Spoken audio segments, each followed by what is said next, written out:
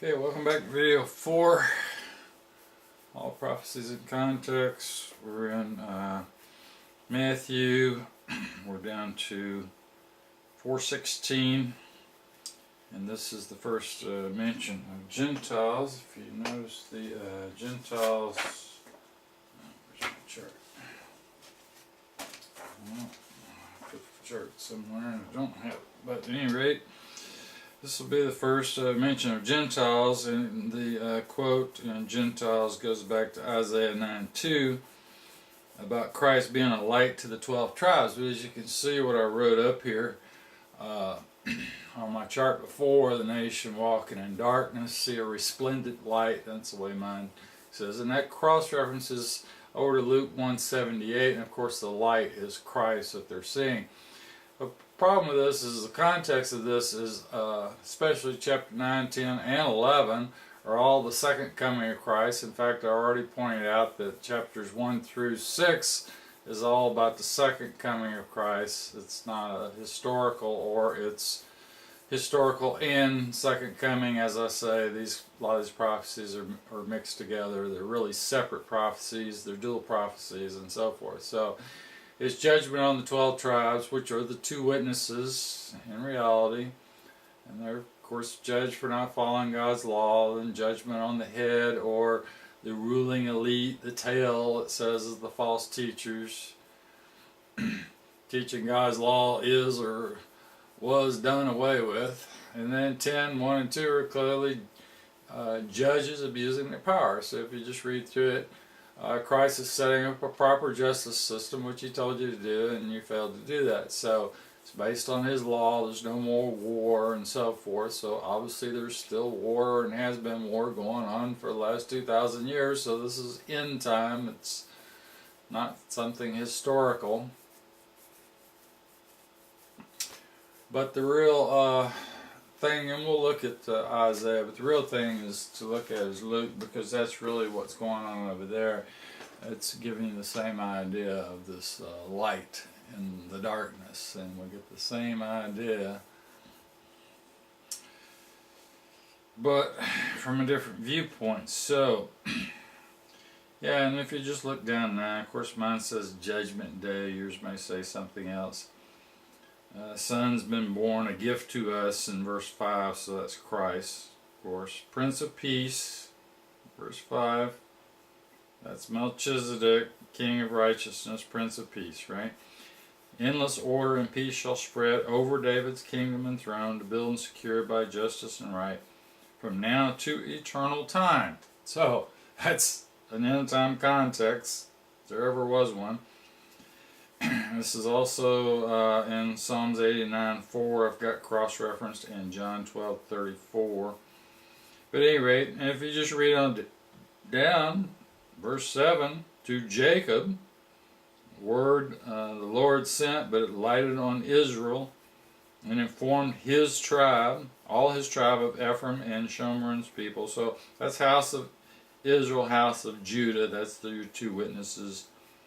And the interesting thing about this, well, I pointed out, I'm not going to point that out before again. At any rate, so it tells you right there, all 12 tribes is what it's talking about. And then judgment on the 12 tribes. And if you back up, like I said, go back to chapter 8. So if you just look in the chapter before, then we've got the nations of the 12 tribes. Of course, we had Emmanuel there, and then right after the Emmanuel was the stumbling block, verse 14. So if you go down to 8:14, that's where you got the stumbling block. That's also quoted in the New Testament. Goes to Romans 9:33 and all that. So stumbling block is on both of Israel's homes, house of Israel, house of Judah. So you've got the context right before about all 12 tribes. You've got the context just after this quote, all 12 tribes. So the nation walking in darkness is because they're being judged. This is a house of God being judged at the end time. But then eventually Christ returns and they see this light. So let's look at the main cross to Luke 1:78 though. Actually, gee, it seems like maybe we'd already done that once before. But at any rate, the point there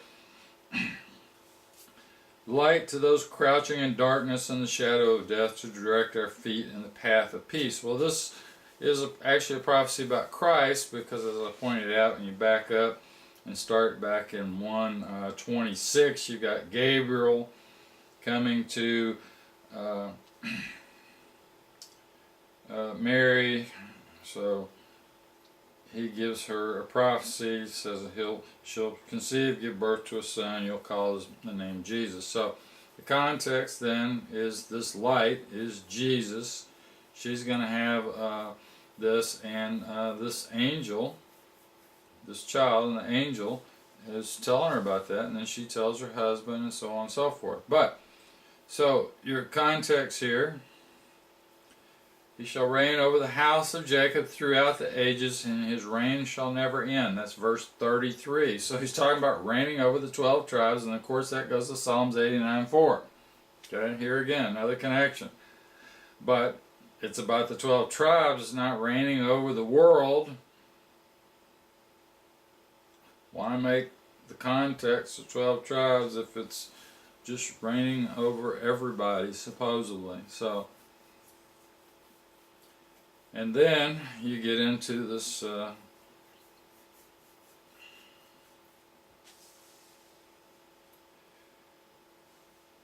other quote here, Isaiah 43, and that's from, that's actually, I guess, the next one we're going to be at.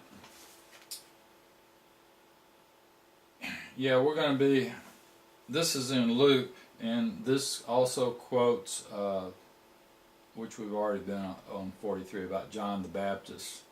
So we've already done Isaiah 43 about John the Baptist, and went through all that.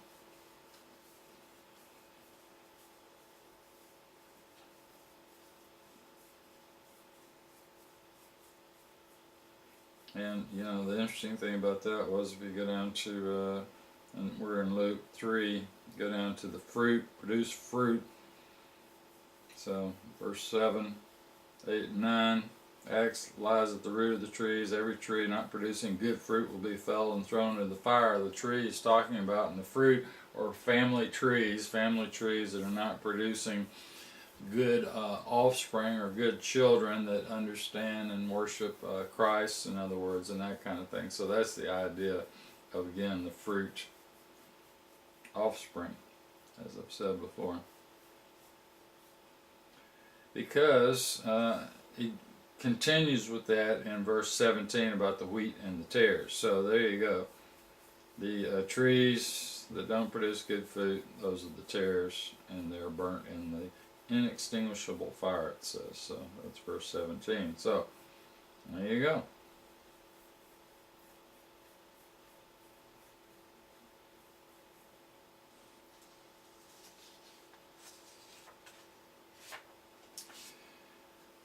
Alright, so I was talking about Gabriel reigning over the house of David, and then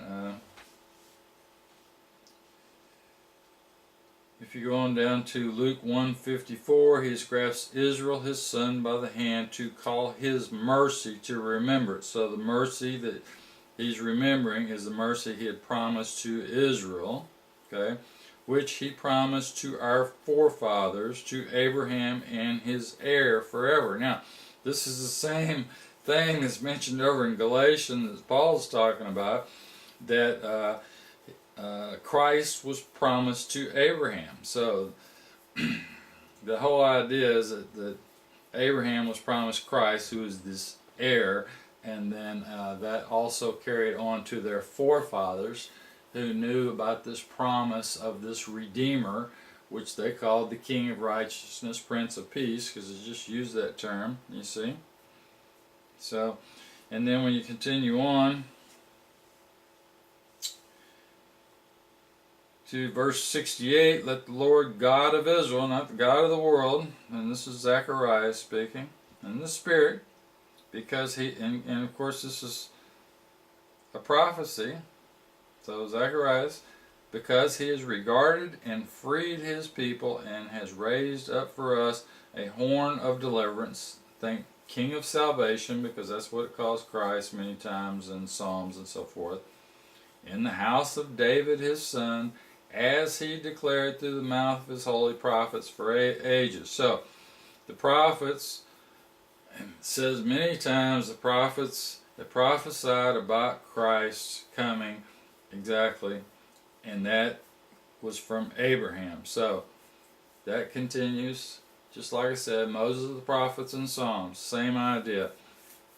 So, Christ was prophesied from the beginning all the way back to Abraham, which takes us back to chapter 14 of Genesis. To show mercy towards our forefathers, and to remember his holy covenant which he sealed by oath to our forefather Abraham, to grant us fearless freed from our enemy's hand, to serve him in beneficence. You should be chosen a prophet of the highest. It's talking about Christ. Oh, well, actually, it's talking about John the Baptist, I guess, right there. But at any rate, and then you go on down, and then it's to those crouching in darkness and shadow of the death, and they'll see the light, which is Christ. Okay, so same context here, except the context is all about Israel, not him coming to the world. It's him coming to fulfill these prophecies about Christ in the prophets. And all the prophecies in the prophets are to the 12 tribes. There are no prophecies in the prophets to other people. You see, this is a bait and switch. It uses Gentiles. And then they tell you, oh, Gentiles are non-Israelites. But then you go back and look at Isaiah chapter 9. Well, what's it about? Well, it's about the 12 tribes. You look over here, the same idea here in Luke, and you've got three different things going on here. You got angel Gabriel talking about Christ and how it's coming to reign over the house of Jacob, not reigning over the world. Again, the prophets never taught that, so Gabriel's telling you what the prophets all prophesied, and that's what he's saying Christ has come from, to fulfill these prophecies in the prophets. There's no change of context here. And then Mary, telling you, that's Mary speaking. And then Zacharias. And Zacharias, Mary, and Gabriel all are together in the same context that Jesus is coming to fulfill the prophecies about himself to the 12 tribes, to the Israelites. And there's no context here about Christ coming to the Gentiles, or that he'll coming for anyone else, or that there's any prophecy about anything coming to someone other than Israelites. That's just something the church created. That's it. They created that teaching because it sounded good and they could sell it and bring in more people to their church. And then, sure, there's plenty of pastors that really don't understand that that's what the context is because they haven't studied, but that's fine. You can give them the video and let them look all this stuff up for themselves. If they don't believe that that's true, just look at the video, look at the charts, go look it up. Look at your cross-reference Bible and go look it up. Why teach it incorrectly? Let's just teach what Christ said. He didn't change his prophecies. The fact that some of the Israelites were going to reject him is the teaching of the stumbling stone, and he tells you that those were Jews, 12 tribes, members of the 12 tribes. Those people were in prophecy. They're in Psalms. They're in all the prophets. Part of Israel. In fact, maybe a lot of Israel. Maybe, like I said, your remnant's only 10%. So maybe a lot of people reject Christ. I don't know. But at any rate, they're in prophecy, and they're Israelites that reject Christ. And we know that. We know it was the leadership. And there were Israelites that accepted Christ. And we know that. And they continued on. From the time Christ left, they went on teaching the message of Christ. Up until today, they're still teaching the message of Christ. And Revelation tells you the 12 tribes are Christian people. There's no other way you can read it. And there's no other way to look at the prophecy of Joseph except the great nation and the commonwealth of nations. If they were going to be blessed, their blessing would be the fact that they knew Christ and taught Christ and followed his law to the best they could. I mean, that would be the blessing to Ephraim and Manasseh. Not that they would have a great nation and a commonwealth of nation in the future that wouldn't know anything about Christ. Well, what kind of prophecy is that? There's no logic to that. The only logic is that the blessing would be that they would know about Christ and eventually be redeemed. That's the only way you can look at it. This is in context. That's enough said. So let's go to let's just go back to our chart. I guess we maybe didn't even look at the chart. But at any rate, we should be looking at it. Okay, next one, 8:17. Here again. Isaiah 53:4, Christ takes on the sin of the 12 tribes, redeems them at the end time. Yes. So, I said I think that's the reason it says in Revelation chapter 14, redeemed. It says redeemed twice, because I think when Christ came, he redeemed them in that sense, and then when he comes a second time, he redeems them again at the end time. If you look back at the usage of the word redeemed, actually, it kind of, in places, it's really the idea that he saved you from trouble or from calamity, fought armies for you so that otherwise you might have been killed. So in that way you were redeemed. If you look at how David uses the context of redeemed, it doesn't necessarily mean it's redeeming your soul at the end time. A lot of times the context can actually just be redeeming your life at that point in time, that in other words, he shielded you from harm, or he fought a battle for you, or helped you win a battle, which that's called redemption in a sense. So you just have to kind of look at how the word's used. Let's look at I guess we'll start with 8:17. How about that? I'll look at what it says here. He's talking about a prophecy being fulfilled. So let's just back up. 8:14. When Jesus entered the house of Peter, he saw his mother-in-law on a couch, suffered from a fever, and he touched her hand. The fever left her, and she arose and served him. Then when the evening came, he brought to him many demonics, and he cast out the spirits, and he cured all who were sick, so that the statement made through Isaiah the prophet was verified. So he's saying, okay, so a prophecy, he fulfilled a prophecy. He took away our weaknesses and endured our mental diseases. That's the prophecy, and that's Isaiah 53:4. So let's go over to Isaiah 53:4 then and see what it says over here. Everybody should know 53 because it's all about Christ. Yeah, let's start out up near the beginning. Who will believe our... And there's multiple quotes here, so a lot of... okay. We should do that as well because there's multiple quotes. So, go over to Isaiah.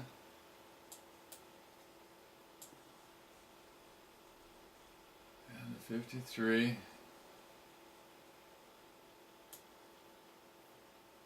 Alright. Here's 53. 4. So you only got Matthew 8:17, but if you notice, a couple verses back, you've got two quotes, and then you've got 53:5-9 to 1 Peter 2:5 and so forth. So you kind of got multiple quotes here in 50. Well, let's just highlight this so you can see it better. This whole section, that's all 53. So got quite a few quotes to 53 because it's all about Christ. And his stripes we were healed, so that's Christ. In other words, he's being killed for your sins, in other words, to redeem you. So that's the kind of the context of chapter 53. Lord punished him for the faults of us all. He answered not an insult, that's verse 6, but like a lamb to death he unclosed. He didn't open his mouth, he was dumb like a sheep to shears, nor opened his mouth. He was seized against justice and right. And what will be thought of the age that cut him from the land of the living? Well,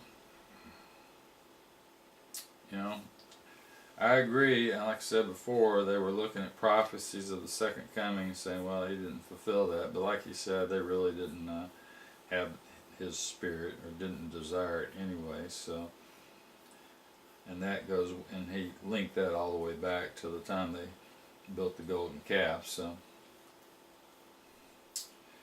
but yeah, he will see his race spreading with time. Yes, and that's the Caiaphas prophecy from John 11:49 about they. It was he said when they kill him, then it would bring the 12 tribes back together again, which is the context of all the prophecies of Israel, people being brought. But that's an end time prophecy. I don't know if Caiaphas actually knew that. At any rate, he was branded with a crown, with sin and many he bore, and he prayed for the wicked. So that sums up 53. But, of course, if you want to put it in context, you can just continue reading on through 54, and eventually you can see we're talking about the Israel people, because he had a treaty, and he's talking about different things that only apply. And then we get down to 54:11. He gets into the stones will be marble, foundations be sapphires. That's the language from Revelation 21:19, and all that's about the 12 tribes, of course, 12 gates, 12 this, 12 that.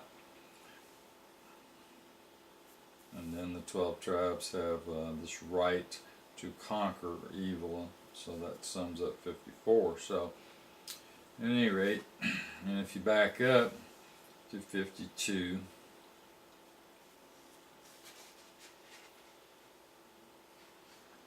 I guess there's other stuff, but I guess actually he's talking about things about Christ one back in 50 as well. So it's in multiple places. All just kind of ties together. All these chapters here, they have little bits and pieces about Christ and about the 12 tribes, end time, and so forth. So, but if you go back to 52, the context, the best context would be 52:4. For thus the Prince ever living declared, my race went before time to Egypt to rest. So, yes, that can only be talking about the 12 tribes. Verse 5, my people they cease for no debt. Verse 6, my race shall acknowledge my power on the day when I come and exclaim, here I am. Exactly, but if you notice, that's an end time when he returns. That's after all this war and stuff in the end time, and there's only a remnant, and they're crouching in darkness, and then he comes and exclaims, here I am. So it's like, walks in, okay, I'm back.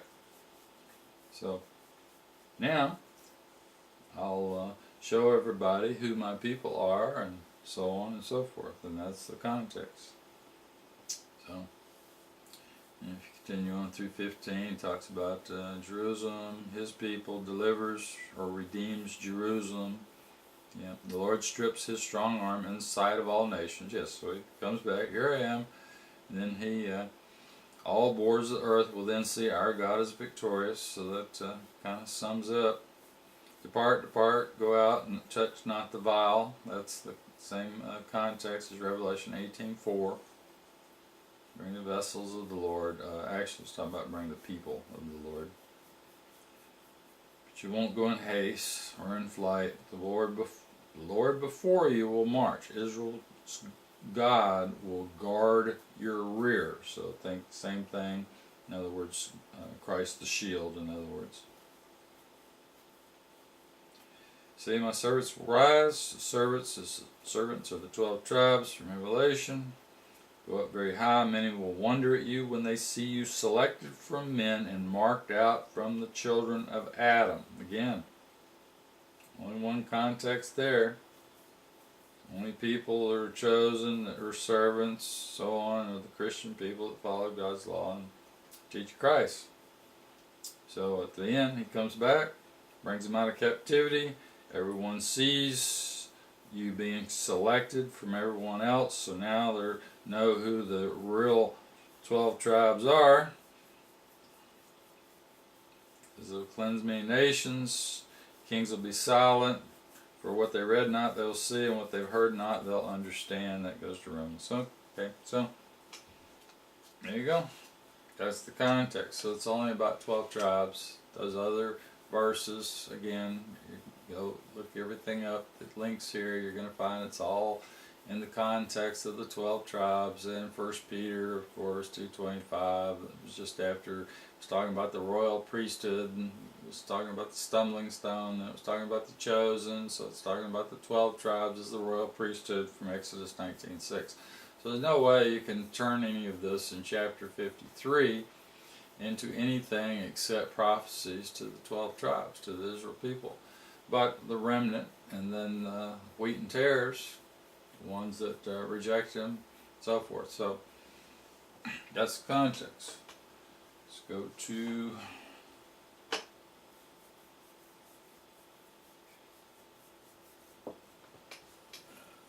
let's switch back to the other chart. Okay, let's go to 9:13, Hosea 6:6. Christ desires the 12 tribes to follow God's law and have faith in Him. So let's look at Matthew 9:13.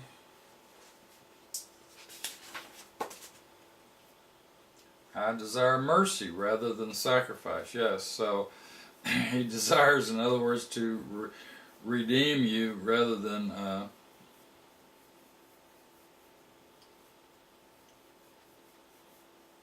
he says, what did he say about judging?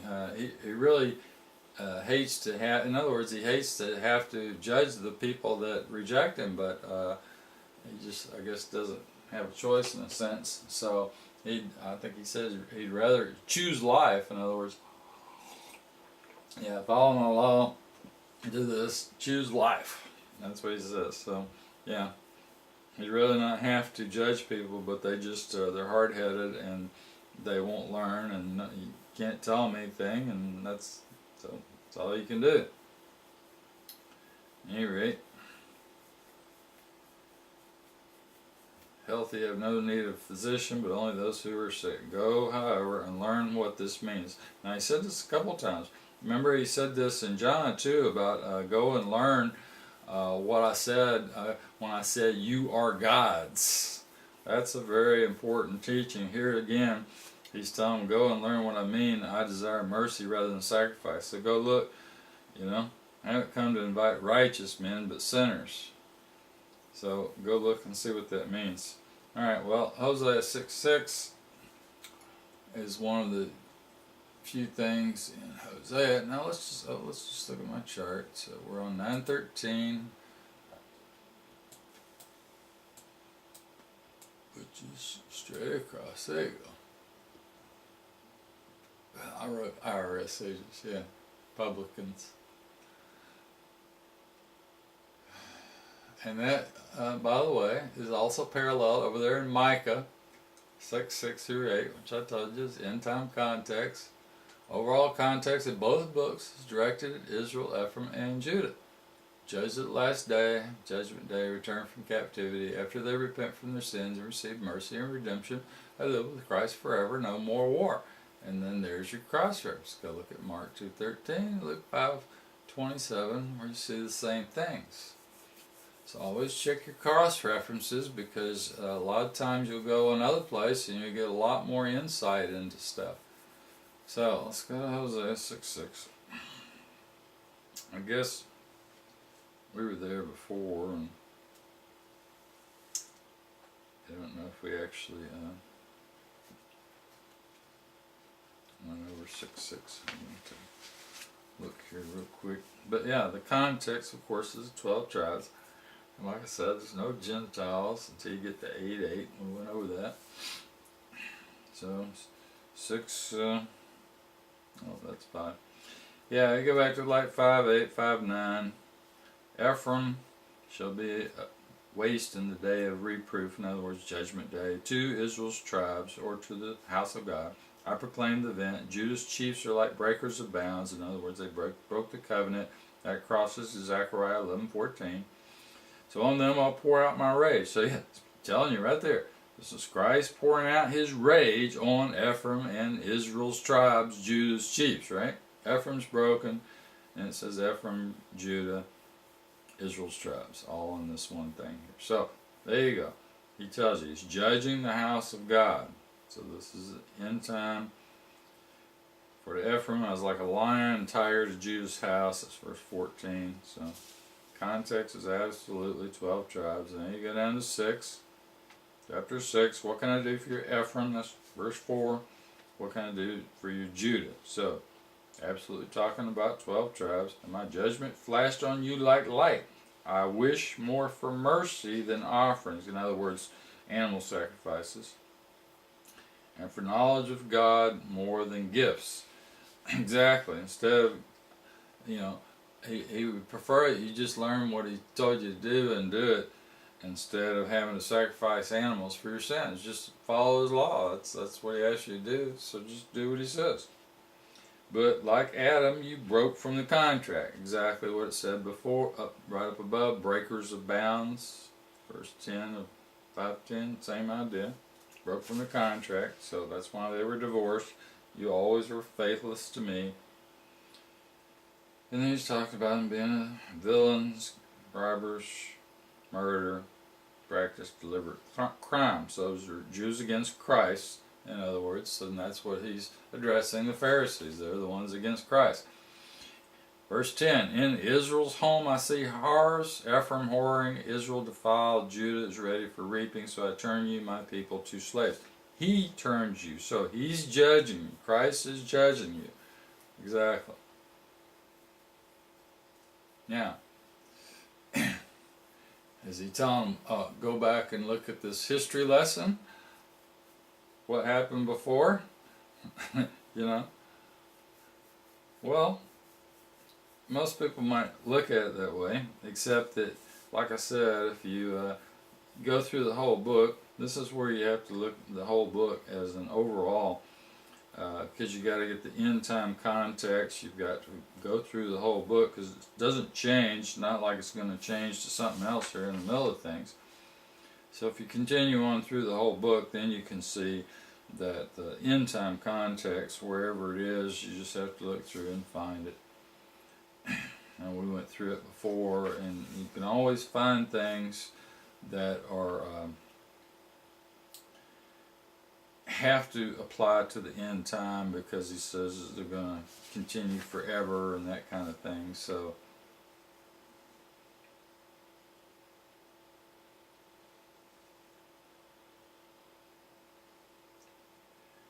alright, so I don't want to spend more time on this. At any rate, we can see it's about 12 tribes. So that's 13. Let's go back to our chart. 11:10. John the Baptist goes to Malachi 3:1. So let's go to Matthew 11:10.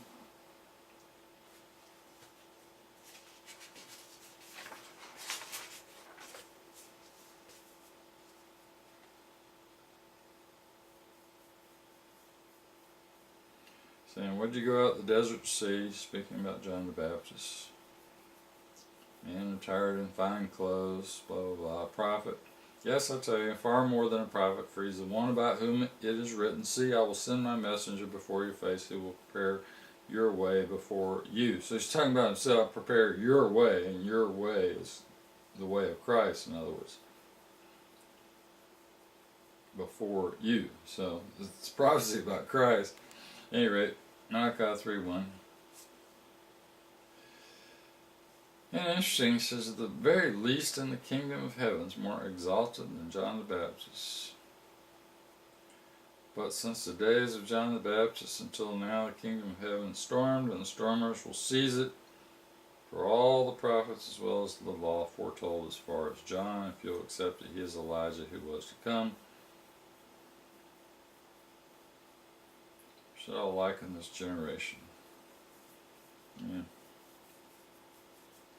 So I was just saying, hey, it's too bad that things can't just figure out how to follow my law. But here's an interesting thing. If you continue on, we're still in 11. Go at verse 25. Fully acknowledge your wisdom, Father, Lord of the heavens and the earth, that you have hidden these things from the intelligent and clever, but have made them known to simple men. So he's talking about the idea of the kingdom of God or kingdom of heaven, and how to understand all that and understand these prophecies. So they've hidden all these things about these prophecies from intelligent and clever. So the upper class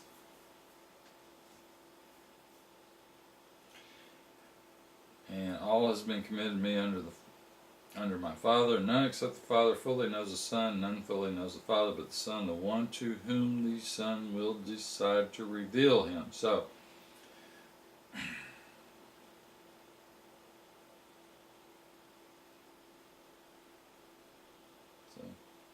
yeah, you have to be chosen, in other words. Okay, so that was verse 27. So let's go to Malachi 3:1.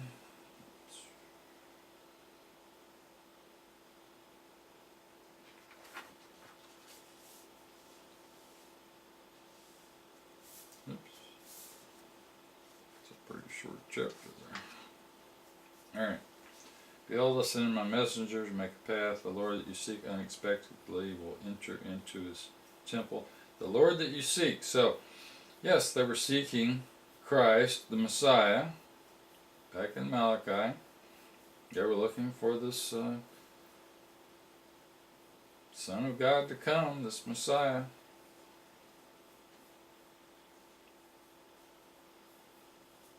He says he'll refine you like a fire. And if you back up verse 2:15, it's talking about God sought an heir. So yeah, the heir was Christ that he's talking to back there. And if you just put in context, of course, who he's talking about, you just go back to the beginning. Malachi 1 verse 3, I befriended Jacob and disliked Esau. Another place it says he hated Esau and laid his mountains to waste, his homeland to the snakes of the desert. He says that it'll be, if you just, the rest of that's all the way verse 5 is about Esau. It'll be people of the Lord's anger forever. So once Esau made his mistakes and got lost his birthright and all that, he eventually become hated by God. So whatever.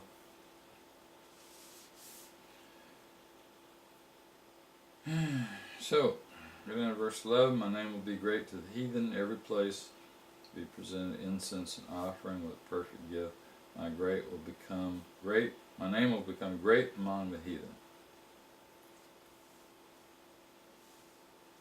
Go down to 14. My name is reverenced by the nations. And he gets on to the priest. Says he doesn't like their festivals.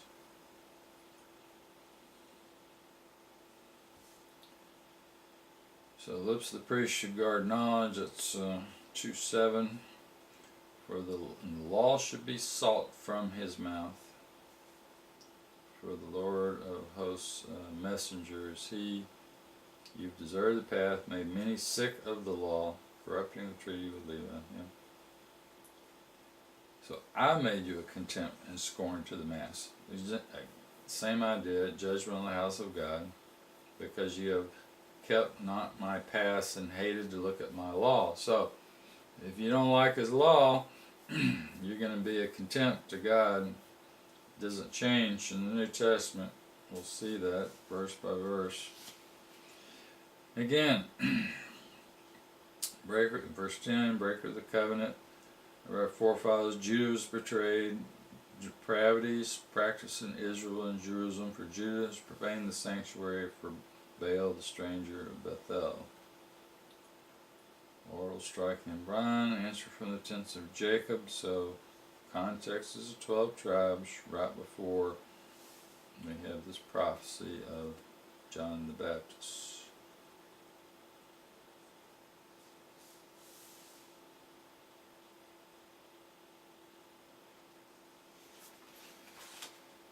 And if you continue on, we're past up 3, go up to 3:4, it's talking about Jerusalem and Judah. I will bring you justice, quickly decide against the lies and adultery in verse 5. And then they'll have fear of me. Of course, people have fear of Christ will be the sons of Jacob in verse 6. That's the context. You sons of Jacob. So that's the context. He's talking to the 12 tribes. You left my decrees nor regarded my laws from the time of your fathers. Now turn to me and I will accept. Yes. So go back to following his law and he'll accept you. Repent. Teach Christ. Same thing it says in the New Testament. Verse 11, then all nations can call you the blessed, for your land will become a delight, says the Lord of the armies. Again.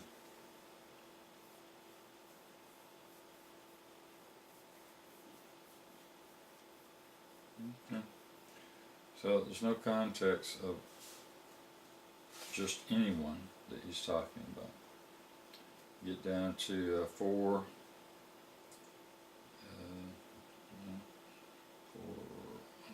6, so that would be 1, 2, 3, 4, 4.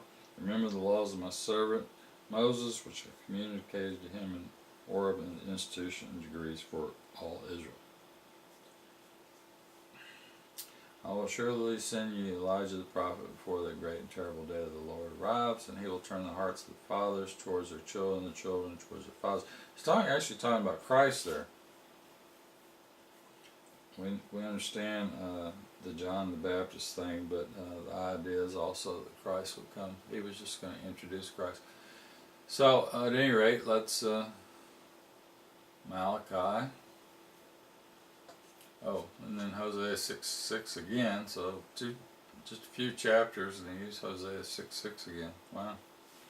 So let's go back to 12:17 of Matthew. See what that's all about. Starting 14, Pharisees consulted together against him, in other words Christ, so as to find a means of murdering him, but Jesus, knowing it, removed from there. Great crowds followed him. He cured them all and enjoined them not to make him known. That's interesting. So that the prediction, in other words the prophecy delivered through Isaiah the prophet, might be verified.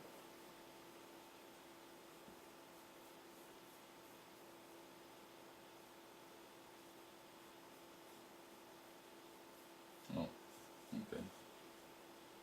That's Isaiah 42. Alright, well, okay, so I put 12.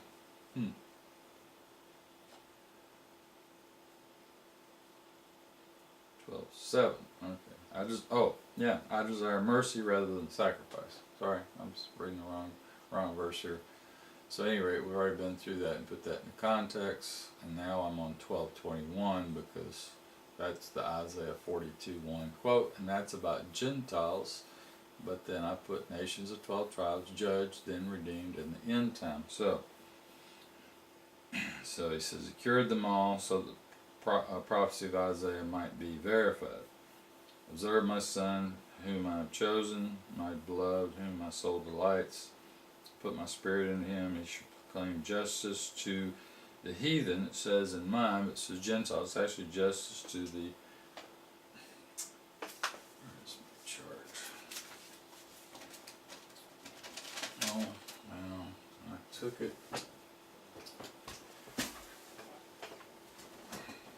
Jeez, back up. Yeah, I didn't pull it up, but let's just go over here and pull it up. That's right. Jews versus Gentiles. Oops.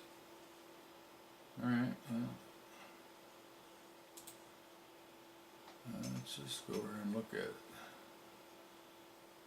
Alright, so I wrote Isaiah 42:16. 42:1 through 6, And because it uses Gentiles in 12:18 and 12:21. Yeah, 18. Oh yeah, okay, so it uses Gentiles, basically uses Gentiles, both in the same quote to Isaiah 42, 1 through 6 approximately. So he leads justice to victory, and his name shall the nations hope. So uses heathen for Gentiles in one place, nations in the other one. But in the King James it uses Gentiles twice. So let's go look to Isaiah 42 then and see if it's Gentiles or non-Israelites or Israelites. That's the question. So, but my servant to whom I am a guide and my chosen, my soul has delight. Well, we know it's chosen of the 12 tribes. My spirit I place upon him, to the nations he proclaims justice. But it says Gentiles in King James. For the isles of afar await him. It's verse 4. Thus the ever-living God who formed and spread the skies, formed the earth her fruits, gave men upon her scents, and those who walk her breath. And out of the life, verse 6, send mercy, make you strong, guide your hand. I send to you my race a pledge, a light to lead the heathen souls, and it says Gentiles, okay, to give the blind eyes sight again, from bounds to set the prisoner free, released from dungeons who dwelt in gloom. I am ever living, for that's my name, and my power to others I will never give. So, in other words, if this is about the 12 tribes, he's saying he won't give his power to others. Alright. But wait a minute. Well, let's just back up a little bit. If you go back to chapter 41, actually, this is the first use of Gentiles in and of course mine doesn't use Gentiles, but if you're in King James, you look your words up, this is the first use of Gentiles in Isaiah, which is interesting because if you just back up to 41:23, tell events of the future, in other words prophecy, and show you are gods. That's that quote that he uses in John 10:34, which goes to Psalms 82:6, where he's talking about the 12 tribes. He's making them gods, calling them gods in Psalms, in other words, because he shields them and he gives them the ability to understand prophecies and all those kinds of things. And he only gives that to the 12 tribes, the priests and people, the prophets and so forth. So, and of course we know that he gave that ability to Joseph, for example, when he was in prison. That's kind of how he got out of prison in a sense. So he only gives it to his people, and right there is the connection to that. And if you back up to chapter 41, to put it in even better context, it's actually just kind of talking about Christ there, but you get down to 41:8. But you, my servant Israel and Jacob, whom I chose, from my friend Abraham's race. So Abraham, Isaac, Jacob. I help you from the bounds of the earth. I chose, called to you, named you as my friend. I chose. I did not forsake you. Fear not, you are my race. Dread not, I am your God. It couldn't be more specific.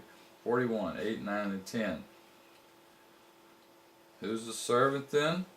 Over here in 42, but my servant to whom I am a guide. Exact same context as chapter 41. It hasn't changed to some other group of people between 41 verse 8 and 42:1. It hasn't changed context. They inserted this word Gentiles for nations, and the other one is heathen. So they just inserted the words. The word just meant nations. The other word should have been heathen souls. What he's really talking about are the Jews against Christ. Those people he in the New Testament that he keeps contending with, they're going to be, and not just them, but any that don't, of the 12 tribes that reject Christ. So they're all going to be judged for rejecting Christ, regardless. But it's the ones that are specifically against them, that are killing their brethren. Just same idea of what Paul was doing, is dragging his own kindred people before the courts and trying them and putting them to death and all that kind of thing for teaching the message of Christ, and because supposedly that was heresy. But then eventually he found out that what he was doing was wrong after he killed his own brethren. So again, the context is clearly in 41, 12 tribes, servants. And if you go on into the next chapter, 42, 43. Alright, well wait a minute. Still in 42, if you get down to the end, verse 24 mentions Jacob and Israel down there. They went and obeyed not his laws. So these are the people, and lit fire around, but they cared not. They burnt, they laid it not to heart. Okay, so that's how 42 sums up. So yes, in other words, these are the people that were judged. It's right at the beginning of 42, so he's judging the Gentiles, proclaiming justice to the Gentiles. Right? And he tells you why. Because they didn't follow his law, but it's the 12 tribes who didn't follow his law. That's why they're being judged. Okay? Can't be that hard. To just read through here and see. And what it is you know, the ones that just reject his law and go out and kill and rob and steal or whatever, or, you know, Jews against Christ is what I call them. Those are the ones. Terrorists. Burnt in the fire. They wouldn't obey his law. They're judged. Okay? 43. Chapter 43 of Isaiah. But now says the life who created you, Jacob. So the life is the creator, if you want to look at it that way. And Israel, who formed you. Formed in the womb. Fear not, you are mine. I redeem you and call by my name. I am with you when crossing the sea. The river shall not overwhelm. You shall walk in the fire unscorched. Yeah, that's Christ the shield to the 12 tribes. He just told you, Jacob, Israel. So, didn't change context in 43. Context is 12 tribes in 41. Context is 12 tribes in 42. So, those Gentiles have to be the right context. 12 tribes. Not non-Israelites. No one can, it's not possible to read it that way. There's no change. And then this is all about 12 tribes formed in the womb. 43:7, formed in the womb. 43:10, you witness for me, my servants whom I picked out. There's no God before me was formed. Again, people I formed for myself. That's 43:20. It talks about the Redeemer, your King, the Creator of Israel in verse 15. So just read it. It's all right there. Everything you need to know is just right there. Just read it. To destruction will Jacob resign, Israel give up to reproach. Verse 28. Again. So he judges his people who don't follow his law and think that they don't have to do that. But some are formed in the womb. Chapter 44. Now listen, Jacob, my friend, Israel, whom I delight. And your helper who formed from the womb. Have no fear, Jacob, my friend. Does that sound like a change of context? I don't think so. And it just continues on in the same context. Jacob, Israel, formed in the wombs over and over and over. 12 tribes are the standard. All those are judged by. It's all right there if you just continue on. There's no change to someone other than the 12 tribes. Church changed it. So Gentiles and in the end time, context can be figured out if you read through and put enough of it in context. So we'll leave off there at video 4. We'll come back with video 5 at Matthew 13:14. And again, First part of Isaiah, right back to that. It's all about the Jews against Christ being the tares, Jews for Christ being the wheat, and that's what the New Testament's about. He's pointing out, you follow my law and believe in me, which I told, promised to your forefathers, and blah blah blah. And yeah, the whole New Testament's about the same thing. Just believe in me, have trust in me. But he says that these people had all this knowledge and intelligence, supposedly, didn't believe on it. But I explained there was a logical reason for that, so I can see it. A lot of us today would reject them logically, just saying, well, hey, fulfill these prophecies, and he didn't do that. So let's just stop there. We're at 55 minutes, so we're a little over. Thanks for watching.